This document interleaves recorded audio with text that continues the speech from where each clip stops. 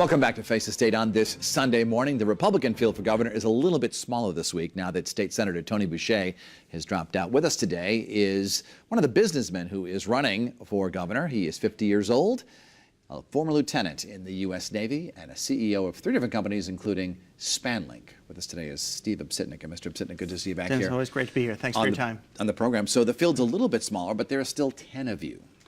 Some of the Republicans think that's too many. What do you think? I'm a free marketer. I think competition's good. It's good for America. It's good for our state. Get all the athletes on the field. And Connecticut deserves to hear about people's ideas, bold leadership for the future. And I think that's what this conversation should be about. What is your plan for the convention coming up in just a couple of weeks? My plan for convention is to win, hopefully, and to get 15% and get on with the primary in August. Because you've raised the money already. Yes. To qualify. How's the delegate hunt going? Because you need 15% of those delegates to say, I'm going to support Steve Obsitnik. Yes. So I was a Republican candidate for Congress in 2012 in the 4th Congressional District. So I have a base of support down there. Also my military support. I was a Navy veteran. I served in Windsor and also down in Groton. So I've been able to get out in those communities, and I'm a known entity in those areas. So I feel confident about where we're going to be. Do you think that the convention will close with an endorsed candidate? It's a good question. Look, I'm not, I'm not a pundit on these things. I don't know what the right answer will be. I think the delegates are going to have to decide who do they think is electable in November, because this will be a nasty negative fight come the fall. This is Republicans to lose, a lot of people say, and we have to make sure that this election is about character and it's about integrity and it's about a bold vision for Connecticut to turn our state around. We had one of your opponents, the former first selectman of Trumbull, in here, Tim Herbst, a couple of months ago. He predicted that there will be 3 people on the ballot. He did not mention your name. Do you think, how many people do you think will be on the ballot in August? Not sure. I'm not a pundit. Look, I'm a stealth submariner.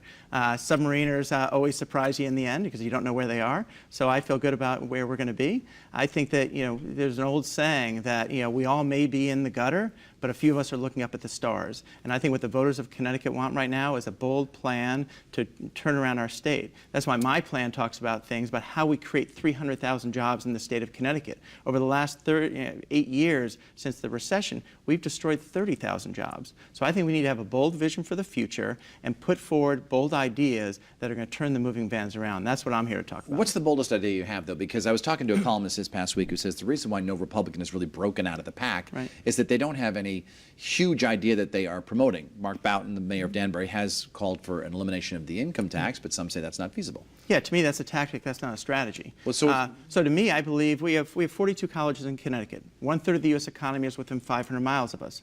There are 40 million consumers that live within a 200-mile radius. We have access to 95, 91, 84 major access to airports and seaports across the state. So location has not moved out yet, Dennis. So we have to look at all those assets as a state and say, what can we do? I believe we need to think about knowledge corridors. We need to create a knowledge corridor from Hartford to New Haven, Groton to Connecticut. And in those knowledge corridors sit trade schools, community colleges, and universities. And what sits around them are these 17 Fortune 500 companies that are still here.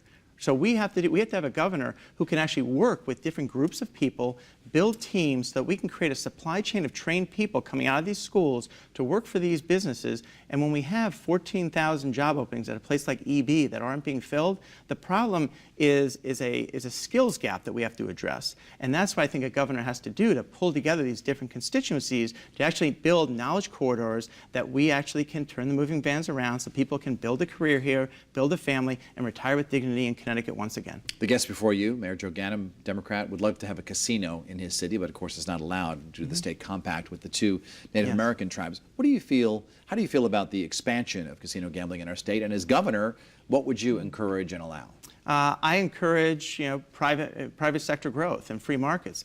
I believe if anyone wants to come to the state of Connecticut and invest hundreds of millions of dollars and the state doesn't have to put in money, I'm all for that. I think we've lived with this First 5 program, which has put hundreds of millions of dollars at play, and we've seen the outcome of it. We've lost 30,000 jobs since the recession. So I think anyone who wants to come and build businesses in Connecticut, back to my point, I have a 5-step plan to create 300,000 jobs over the next 8 years. That's what we need to be focusing on, because if we build the jobs, we solve problems. There's one simple number I saw the other day, that if we would have ever recovered from this recession, we would have gotten about $500 million a year more in sales tax to Hartford. $500 million times 10 years is $5 billion. How big is the deficit right now that we're dealing with over the next biennium? $4 billion.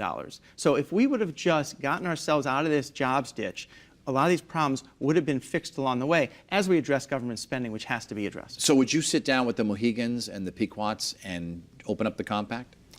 Look, I'm an evidence-based person. I think we have to talk to stakeholders and understand what's right for the interest of Connecticut as a state, for the sovereignty of our state, for our ability to be able to pay our bills and attract talent and jobs here. As we look back at the income tax now is in its 27th year. It was passed in 1991. Do you think that was a mistake? Because there are some people in your party who have said that that's when Connecticut's problems began. I know Joe Scarborough on MSNBC has said that publicly. He believes when Lowell Weicker signed the income tax, that was the end of it. Yeah, I don't think it's helping us now in the world that we're in. I think it's part of our revenue mix right now. And, you know, $10 billion out of $20 billion is a lot, right? So I believe that what's happened over time, we've actually got too addicted to a spending problem we have here, and that allowed us to spend more money instead of doing things to actually align our priorities. So would I like to see lower income taxes? Absolutely. Do I think it's going to happen in the next 2, 3, or 4 years? I think we can start reducing them as long as we look at the size of state government, the 79 departments we have. Should we be doing less with more? Should we be bringing in public-private partnerships on certain things that maybe is better served by the private sector? Absolutely. This is about innovation and creativity. You've studied the state budget. You've studied the state departments. Is there a department or a program out there that could be privatized? I think that you can look across basically, I think, most areas of government and absolutely do that. I mean, the no-brainer is the DMV. Or you can use other interesting models. And how about a franchise model for government? Specifically, we have 169 towns. Why don't we look to maybe put DMV terminals in town halls that they want to choose to service them? So maybe the DMV centralized gets smaller, but you can just go into your local town hall and do your license, do your renewals, and actually then the town may have some revenue sources for servicing at a local level. So you get better customer service. You don't have to drive to Norwalk or Stamford or some other location, but it's done in your hometown. So it's all using technology to distribute services closer to where people are. That's number one. And number two, I think we need to rethink, we spend about $1.5 billion a year on our criminal justice service. I think we need to rethink how we do probation, which I think is about $500 million.